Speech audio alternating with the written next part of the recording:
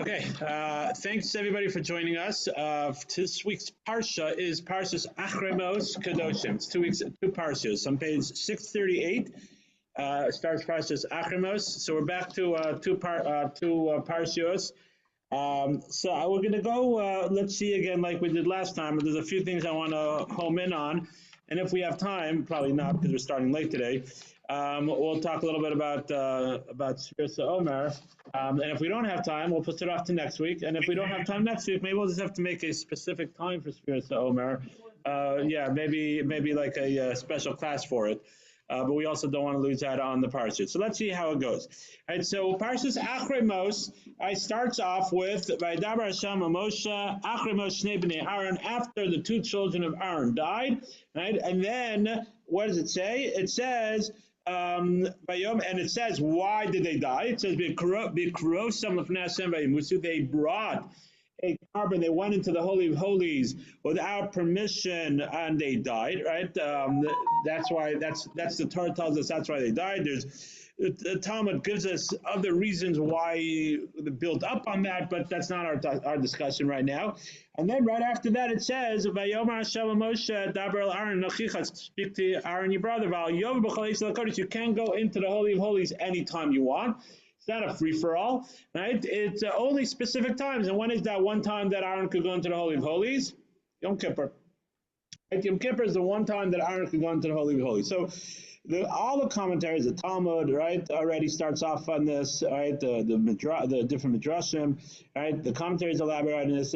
What's the purpose? Why by this halacha, right? Is there a sort of an introduction to the halacha? Right, the halacha. Where's the halacha start? Verse 2. Right, Vayomar Hashem el Moshe, Vayomar Hashem el Moshe, daber el Aaron, speak to Aaron, right, your brother, and he can go into the Holy of Holies whenever he wants. It's not a free for all, right? He, you have to have an appointment, right? It's one time a year you can go into the Holy of Holies, right? So why does it introduce the first verse? Hashem spoke to Moshe after the two children of Aaron died, and it goes ahead and says the reason why they died, right? And then it says, and then the halacha of that you can't go to the Holy of Holies. Excuse me. What's the Torah trying to teach us, right? By introducing this already in Parshah Shmini, we already spoke about. That's where we spoke about Aaron's two children dying. So what's the purpose of it? Speaking over here, so. The Rashi says, and something the commentaries all expand on this. Rashi quotes the Medrash, right? That says, right, that Amar Belezer ben Azari said, right, it's like a mashal, and just to sort of put it down into our days, right, you go to the doctor and a guy's a smoker, right? Now it used to be like it used to be more of a common thing, right? So what would the doctor do? He said, "Hey, buddy, look.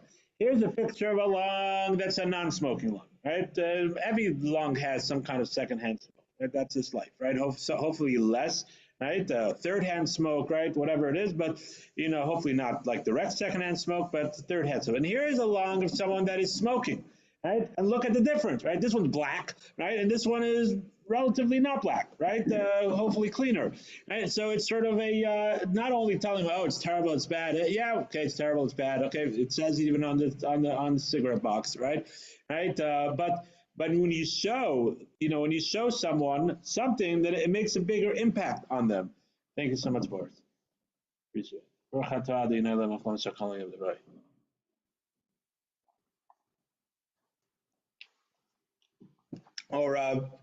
I was speaking to someone, and this person worked in it was troubled teens in, I think it was Jacksonville. I don't remember. It's troubled teens. Worked with. There was a program. He was an officer actually, but there was a whole program working with troubled teens, and part of the program is that they have a day where they take these teens to jail. Right, and they walk them around, right? Of course, the inmates are in jail and whatever it is, and of course it's secure and everything's done on a specific day, right? And I'm sure they don't show them all inmates, but they take them into jail and they walk them around and said, "This is the reality. If you keep on the course that you go, and this is the reality of where you're going to end up," right? So that is what the Torah is doing right now. right? Aaron a Cohen. Imagine he's a Cohen Gadol. He could go in anywhere in the basement. He could do any carbon that he wants, right? He's the only one that can go into the Holy of Holies. So he could feel, I could go whenever I want, right? I'm the Kohen Gadol. I should be able to go whenever I want. Says Hashem, no. The Holy of Holies is special. And I want to reinforce how special this is and how severe it is. Remember, you had two sons, they're not around anymore. Remember what happened to them, right? They went in without permission, right? Boom, lightning struck, boom, they're gone, right? Be careful. Right? Be careful of going into the Kodesh HaKadoshim. And that's what the Torah is trying to teach us over here. And it's a lesson also that a lot of times, that the lesson that I try to take out of this is, right, is that, okay, we don't, we could sometimes give a parable. We can't, sometimes we could, sometimes we can. It depends who we're talking to, right? Some mitzvot seem a little, it's harder. What are we going to say? Well, look, there's a heaven, there's a hell, there's a Gehennim, there's punishment. Yeah, of course, we know all this. But what the Torah is trying to tell us is that we have to reflect internally, right? And yes, if we have the opportunity to each other, people or whatever it is, but we have to internalize and say, hey, the Torah is telling us over here a scenario where it was easy for Hashem to say, hey, look, here's the reward and punishment. Right? Now, we don't always see it, right? We don't always see it, right? And when we do see something, we have to reflect on it, right? Sometimes you see, there's because of a good deed, you got saved. There's plenty of stories during September 11th. There's plenty of stories during the holidays. There's plenty of stories of people that went to daven and they weren't in the building because davening was longer because there was a chodesh.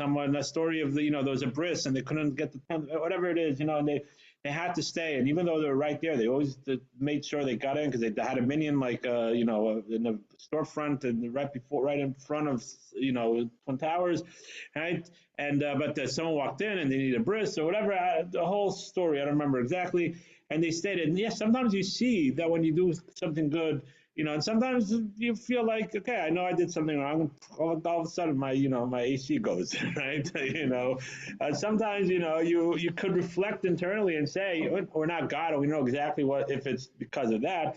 But sometimes, you've been struggling with something, you've been working on something, and of course, everyone on their level, but that thing that you're struggling with, or that thing that you're trying to take on, and shoots, I forgot to put on my tefillin today. The last few days I forgot to put on my tefillin, and then you see something happen, or sometimes the other way around.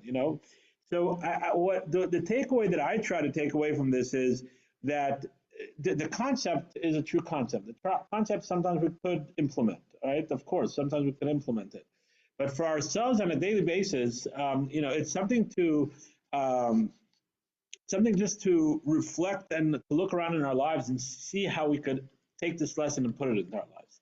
That's the practical application that we could do. How can we implement this idea into our lives on a daily basis? That's what I think we should reflect on and think about, and I think that's what the Torah is trying to teach us. So that's one idea that we can learn from this week's parsha. Any questions or comments? Okay, so let's move on. The rest of the rest deals with we're really going to jump to chapter 18 on page chapter 15, verse 34. Pardon me. One second. To the end on page 644. 644. So we just skipped a whole bunch of pages, and it's really go through the service of the Yom Kippur service, right? That's what it goes through, right? The clothing that he has to wear, and the different sacrifices, and the La'azazel, the one that gets thrown off the cliff, and one that goes to Hashem, and it goes through the whole service. And of course, there's tons to talk about that, but we don't have time right now. There's other things that I wanted to talk about, so we're not going to go into the details. But one thing I do want to talk about, right, for a few minutes, is if you look at the end of it, and this should be for you a chok means to say like a mitzvah, right? But it's a mitzvah, a decree, right? A mitzvah, a decree, right? That it will be a atonement for the Jewish people from all your transgressions. Right? Achas v'shana, once a year, v'yas kasher tziva Moshe, v'yas, and he did like Aaron did, like Hashem commanded Moshe. And this really is bless you, this is, right, Yom Kippur, right? This is how we know the Day of Atonement, right? So this will be a Torah, an atonement for the Jewish people, right? And this is really sort of the conclusion, right, of when the Torah speaks about Yom Kippur. So I just want to, I think it's important. Of course, it's a Yom Kippur talk, right? But we're not going to spend an hour and a half on this, right? But I think it's important just to reflect, because it is in this week's parsha, that we talked about this a little bit with the different kapara, right? We talked about the Chatas and Vayikra, right? Hashem loves us, right? Hashem loves us. Hashem wants. He created a day of where the day itself is if we just connect to it, and in some opinions holds even if you don't connect to it, but we hold that you have to connect to it on some level, and it's a day of atonement, a day that Hashem says, you know what, I'm giving you another chance. And I'm giving you another chance. It's like getting pardoned from the president. Every year the guy gets pardoned from the president, and he gets another chance, right? Every year, it's clean slate. What are you going to do, right? Hashem loves us, and if we could think about this during the year. Also, that we have a Day of Atonement, we have a day where Hashem forgives us, and the day, of course, we have to ask for forgiveness, and we have to connect to it, right? So hopefully, and I'm talking to myself, hopefully that will change our attitude during the year also.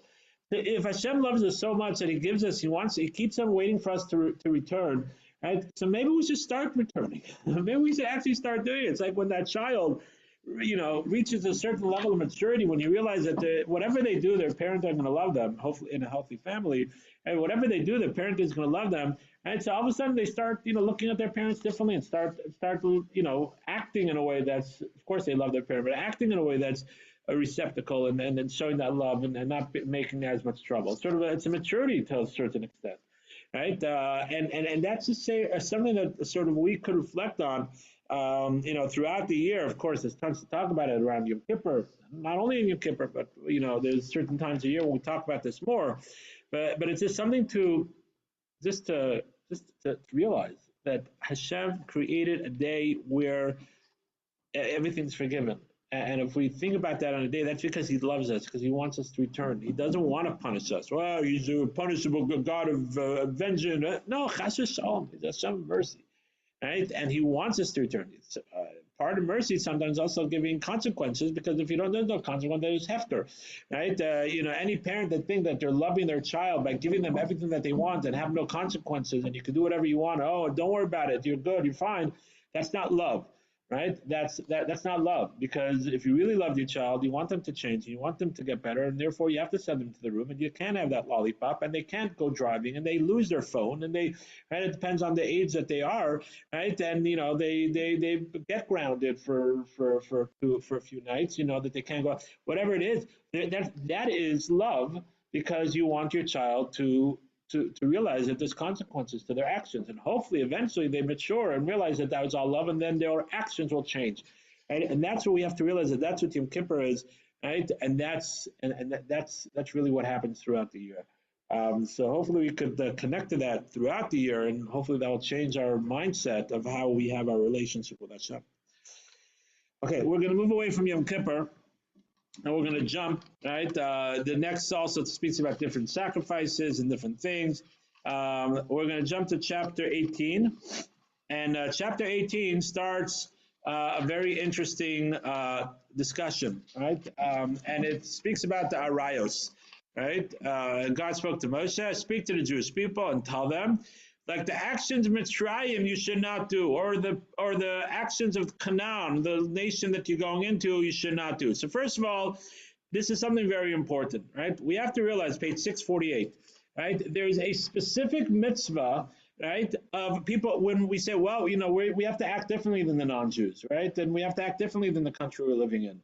Right? And there's a specific mitzvah. The Torah tells us, right? Do not act like the people of Mitzrayim. At that time, that's what. Do not act like the Canaanim and the land that I'm going to go in. And do not do like their actions, right? There's a specific, and it's not. Yes, because that's where they're going, but it's also a thing for us throughout the generations. We have to live our lives differently than the country, than people that we're in. Of course, there's certain good things that we can learn from, and there's always something in Chachma B'Goyim Tam, and of course, there's wisdom in the other nations. But we have to realize that we act differently. We are not the country that we live in. Right? It's a mitzvah in the Torah, and something that we have to constantly remind ourselves. No, if we can't go to the prom because it's on Shabbos, or it's not dressed properly, or it's whatever, it's not, if for whatever reason you're in public school, right? So no, you can't go. Well, prom, it's okay, right? And if you can't go to homecoming, it's okay. And that's part of what we teach our kids, right? If you happen to be sending your kid to public school, right? But or you can say, well, the education is better, and I should be. You know what? That there's plenty of very well-off people in the world and educated people in the world that went to Jewish day school and went to Jewish high schools, right? And they didn't go to top-notch, public schools, and they got a great degree, and they went into you have to look at our priorities. What is important? Our priorities are not the country that we live in's priorities. Our priorities is the Torah, right? So that's number one. That's an important, it's tremendous important thing that we can learn from what the Torah is telling us. Again, it's not only Eretz Mitzrayim, it's everywhere. It's any country that we live in. Again, this is something that I've heard many times when we're talking about with parents that have kids, right? And it is so crucial that they send their kids to Jewish day school. And they say, well, my parent, first of all, okay, so what? You don't want better for your kids? Of course you want better for your kids. And second of all, no one disagrees that a public school or even private school is 1,000,000 times worse than it used to be, right? It does not compare, right? It does not compare how it was even in the 80s and 90s, right? But especially not in the 70s and the 60s. It is completely different, right? And the danger that you're putting your kid in, right? You're putting your kids in spiritually, right? Number one, if you have a boy, it's for sure dangerous, right? Let's be honest. Reality is reality, right? And he's going to see a lot of good-looking girls and a lot of, especially not dressed properly, right? And what do you expect from him, right? Oh my God, my kid's dating a non-Jew. What am I going to do? What do you expect? What do you expect? What were you thinking? Right? Oh, he has a Jewish pride. Of course he has Jewish pride, but at the end of the day, he's a guy, right? And let's be realistic, right? Reality, right? Reality, right? And even if it's a girl, right? Yes, it's a little different, but still, like, what are our priorities? What are our priorities? I'm sorry, I didn't mean to go off on this, right? But this is something that's extremely important, right? And if we have any influence, if we have influence on our grandchildren, we have influence on our nieces and nephews, we have influence on people that are close to us, right? It's something that we should bring up. Of course, you can't, you have to keep the peace, but at the same time, at least bring it up and say, hey, and if it's money, the scholarships, the scholarships, trust me, the people that are making a lot less than other people that are making a do somehow with sending to prayer, because you show your priority. So you won't go to Fiji this year, right? It's okay, right? What's more important, Fiji or your kids' Jewish education, right? These are things that we have to really think about and reflect on, and no, we don't act like the non-Jews, and it doesn't only mean what we're going to talk about in a minute, but it's also culture, and it's also our priorities that we have to realize that we have a separate priority. So that's a tremendous lesson that we could learn from here. Then the Torah goes into the arayos, the relationships that are prohibited, right? The relationships are prohibited, right?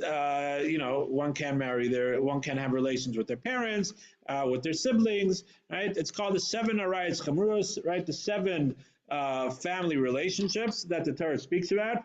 Happen to be, those are the 7 also that one has to have the mourning, right? If someone, God forbid, if one of them passes away, you sit shiva for them, mourning, right? The difference between the level of mourning between a parent and a sibling, right? Or a child, right? There's different levels of mourning, but those are also the same. But the Torah prohibits relationships with them. And then the Torah goes into other relationships that it prohibits also, same gender, animals, and other forms of relationship that the Torah goes ahead and prohibits. Now, I want to point out, I'm not going to get into that right now. That's not the discussion right now. But I wanted to just point out something very interesting. When I was reading through the parsha, right, that verse 3, verse 2, it says, "V'yidaber Hashem el Moshe v'amarta lehem," and tell them, when it starts this whole thing, it said, "Ani Hashem Elokechem," I am Hashem your God, right? It usually doesn't say that. Before the mitzvah of tzitzis, or before the mitzvah of Shabbos, or the other mitzvahs, it doesn't start off and say, "Dabar b'nei Yisrael marta lehem, ani Hashem Elokechem," and then it goes and says, like the land of Mitzrayim don't do, and the different. Why does it start off? Why does God? Ani Hashem, I am Hashem your God. Why does it do that? And then in the end, right? And it keeps on saying it in verse 4 also. In the end of verse 4, it says, as mispatai tasu, my command is to do, as chukai tishmaru, lalachas behem, to go with them, right? Ani Hashem Elokechem, I am Hashem your God, right? Lalachas lehem, just to point this out, lalachas means to say to go with them. When you have to go, of course you're going to go. What else are you going to, if you're going to keep them, right, you're going to go with them. So the commentaries explain, lalachas means to say on your daily activities, your daily process that you live in, you have to live your life as a Jew. Right, that's our schooling, our gym, our diet, our walking in the streets, right, our business, whatever it is. The lachas behem, and the mitzvah should be something that you're living, that you're walking and talking. Right, it's not something that we just do in the house or something we just do in shul. It's the lachas behem. These mitzvahs is something that we go with all the time. And what does it say? It says, "Ani Hashem Elokechem." Again, it says, "I am Hashem your God." And let's move on. It says. And the end of verse 4, right? Again, it says, "Ani Hashem, I am Hashem," right? And then end of the whole parsha, right? If you turn to page 654, right? In the end of this whole parsha, it says again, verse 30, and when it's sort of wrapping it all up, "V'shmarti mishmarti," you should keep my commandments. Levilti asos mechukos atevis ashenas lefnechem, right? That you shouldn't follow the immoral actions that they do. Below titamu vehem, and do not become impure through them. Ani Hashem Elokechem, I am Hashem your God.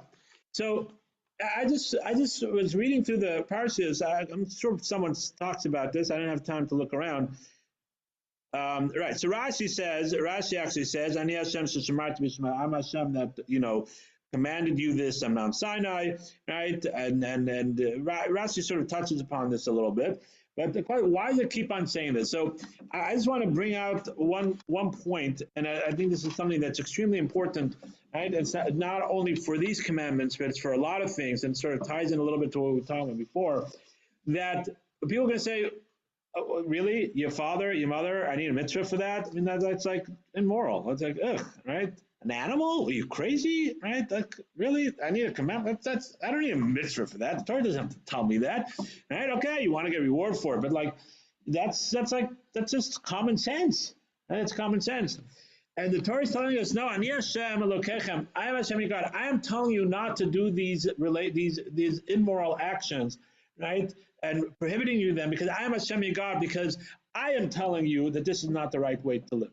Right? When the way we live, right? What is right and what is wrong? What is moral and what is not moral? Right? What is the right way to go? Right? Is because what Hashem tells us. So if you think that something maybe, how could that be? That is a proper thing. If Hashem tells us that's how to live, that's what we do. We have to figure out how to live our lives with the Torah, not to live our lives of what the generation says. And as we see, right, generations have changed, right? Now they think that that's okay, right? No, that's fine. That's love is love, right? And that's okay. And God forbid, I'm not judging anybody, and I'm not putting down anybody. That's not the point of the conversation over here. But the point of the conversation is that society constantly changes of what's right and what's wrong, right? And there's movements. Why? If we love each other, we love each other. So who cares if it's siblings or if family? In Europe, I read a little while ago, there's, I love my animal. And if my animal was drowning or someone else was drowning, I'd say my animal before someone else. So why can't I have relationship with them? There was a question that was asked like that. Right? Now you're going to think that, really? Right? But that's reality. Things constantly change. What is considered right and what's not considered right, what's considered moral, what's not considered moral is constantly. No, Ani Hashem Elokechem, I'm Hashem your God. I'm telling you how we have to live our lives. And that's the same thing not only for relationships, that's the same things for culture, that's the same thing for what's important, what's not important. We have to live our lives with what Hashem tells us, right? And what Hashem tells us is right and wrong. What Hashem tells us is moral or unmoral, right? Not what society tells us, so not necessarily what we think ourselves. And when we do that, then we live our lives according to the Torah, right? We live our lives according to the Torah, and that's something that will sustain forever, right? That's something that has no time, no place, no generation has changed what we believe is right and wrong, right? 2022, Hashem knew there was going to be a 2025 now, right?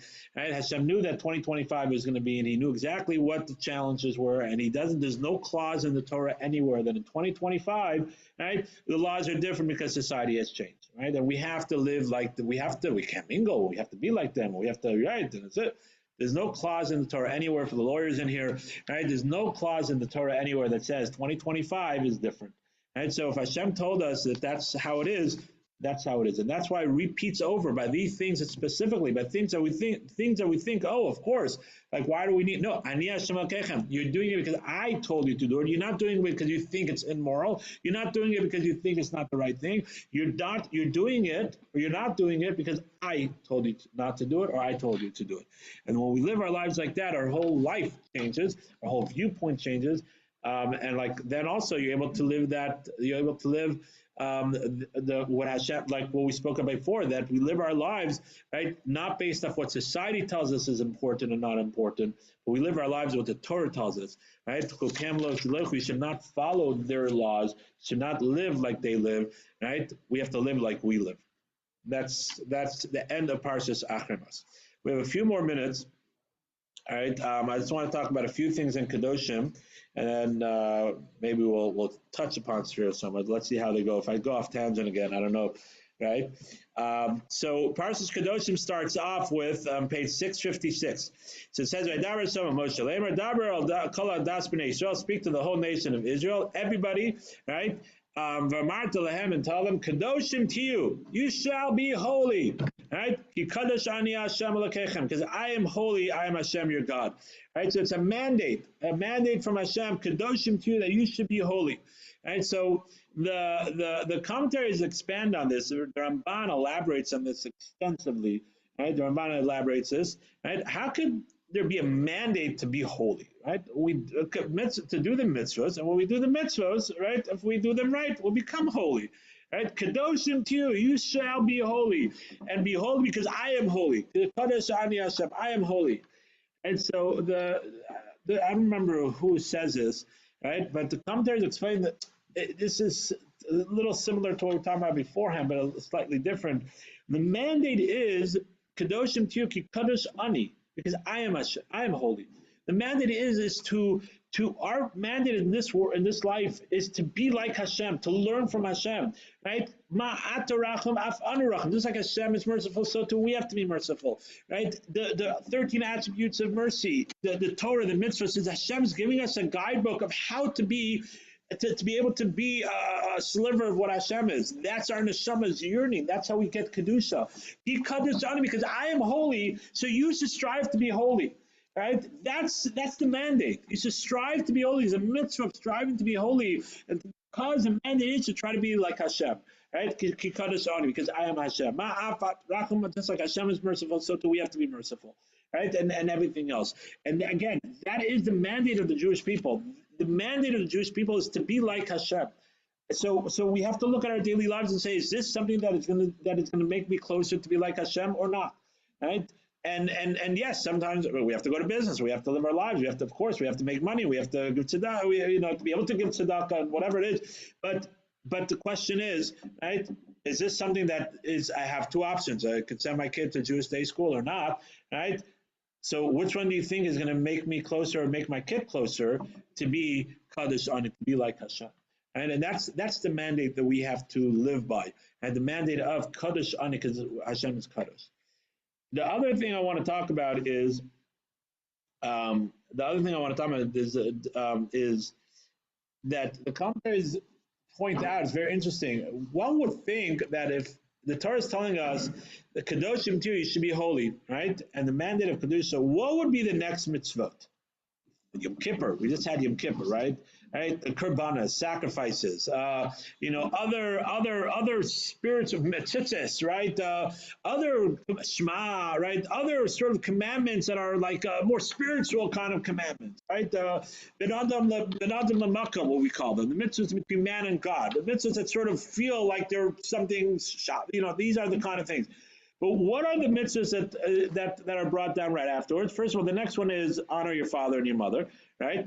Okay, I mean that should be, everybody should honor their father and mother, right? And okay, that's spiritual, but that's common sense. Okay, it says you should keep the Shabbos. That's one thing. Then it says, right, al tifnu lilim, right? Then it says it speaks about agricultural law, right? Not to steal. If you go to verse 11, the next right afterwards, lo signov, do not steal, right? Don't swear God's name, don't lie, lo sasus recha, right?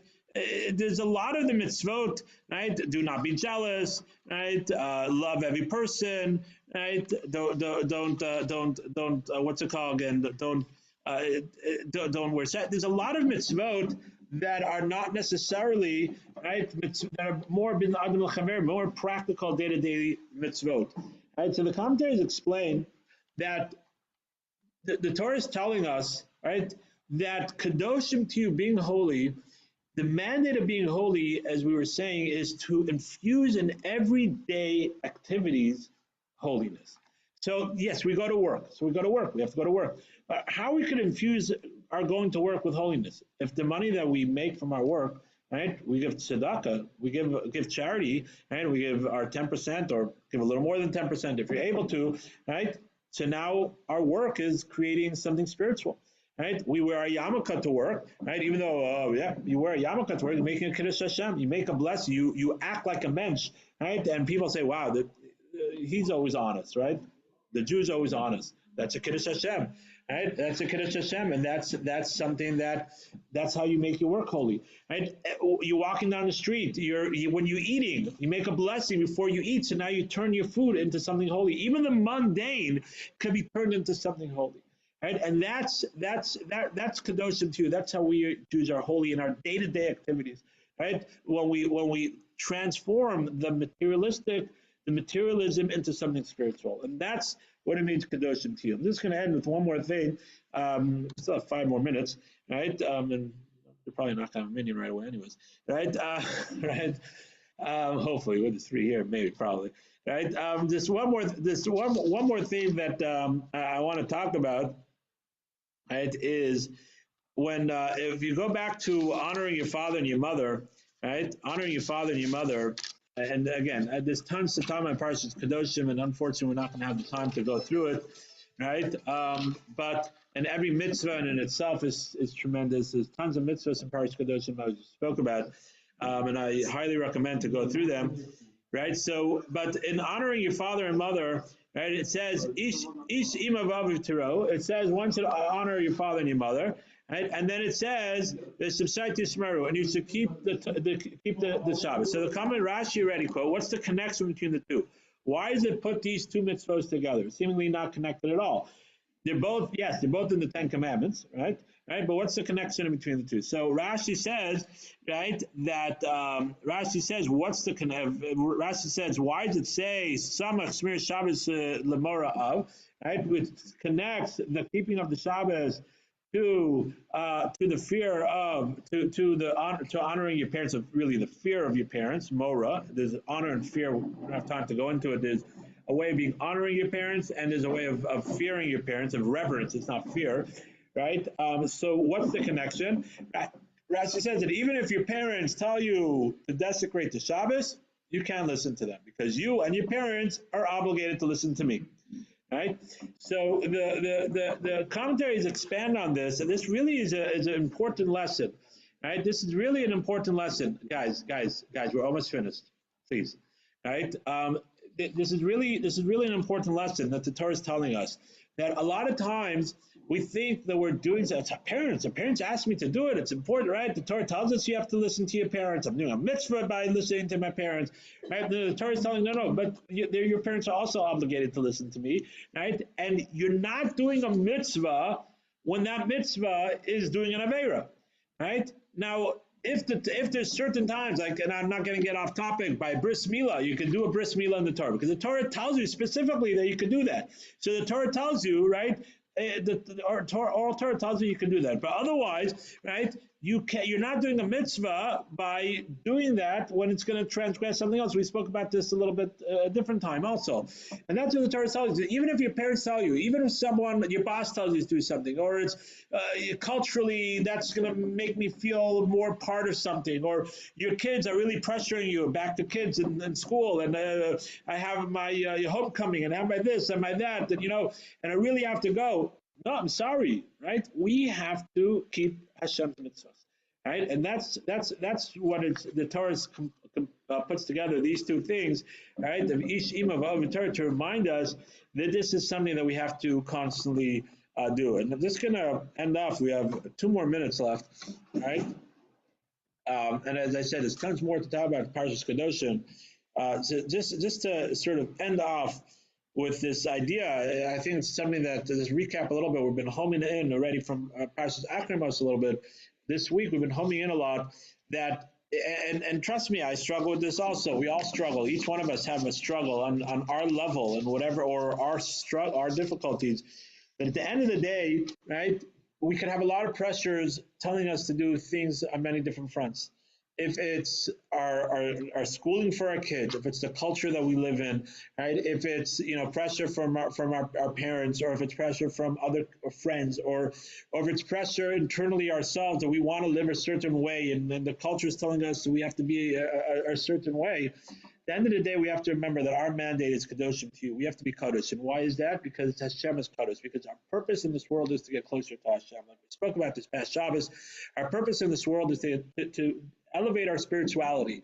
Right? Our purpose in this world is not to be in Fortune 500. Our purpose in this world is not to have 20 cars. Our purpose in this world is to get closer to Hashem. And when we act like that, Kadosh Ani, because I am holy, right? So then when we put that in the forefront, then we will make the right decisions based off what the Torah tells us the right decision is, not what our friends and what our colleagues and what are this, what are that, was what the Torah tells us is the right decision, right? And then we'll be living a Torah lifestyle. And even if it's unpopular, even if culture changes, or we really feel for our education for our kids, or our education for my growth in my business, or whatever it is, right? We always have to live with the mandate of Kadosh Ani, because I am Hashem, right? Because I am holy, and we have to live to strive to be like Hashem, right? That is our mandate, and that's the lesson. One of the big lessons we're learning from this week's parsha. With that mandate, it'll be a lot easier to overcome a lot of the other challenges that we have on a daily basis. Thank you all for joining us, and I apologize that I was late.